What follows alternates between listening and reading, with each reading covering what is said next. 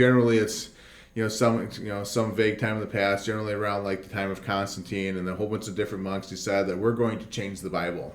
Right. And generally, it focuses on the Greek New Testament. And so a bunch of these guys get together. They find the manuscripts that are in existence at the time, and they sneak in and they make certain changes to all the different manuscripts.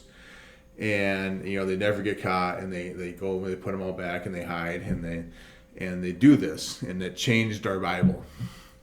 I don't know what the point of the change is, but they've done something that causes us now that we can't trust it. That at face value is just asinine, because there's 6,000 known manuscripts of the Greek New Testament, and dating back to 120 AD ish, 120 180 ish, somewhere there. Right. Yeah, that's good enough. Yeah, ballpark, right? I mean, so right. So 2,000 year old manuscripts. So this would have been a few hundred years after that. They discovered to go find these and then change them all. On top of that, you would have had all these. The early church, when Jesus said go out to all the world and preach the gospel, they actually believed their Savior and did what he said. Right. And so they did. And so all these early manuscripts also would have been put in every other language right at the beginning. And so not only would they've had to now change all the original Greek ones, well, not the original Greek ones, but early Greek manuscripts, they also then would have had to change in all these other languages, which I don't know how many there were.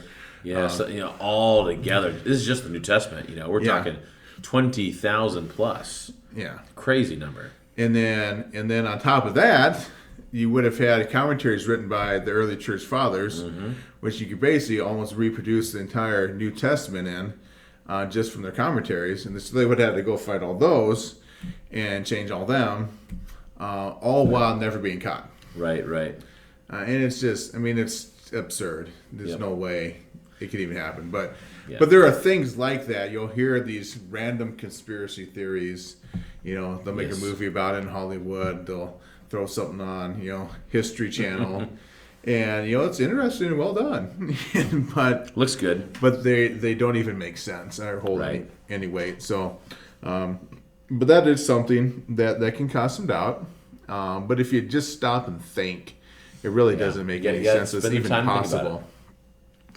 And then the big one, this contradiction. The Bible's full of contradictions. Oh, I hear that more than anything else. Completely full of contradictions. You can't trust anything. It's full of contradictions. I'll say this too. A lot of times I have these conversations with people that are more atheistic, agnostic, or something like that. And they'll say the Bible's full of contradictions.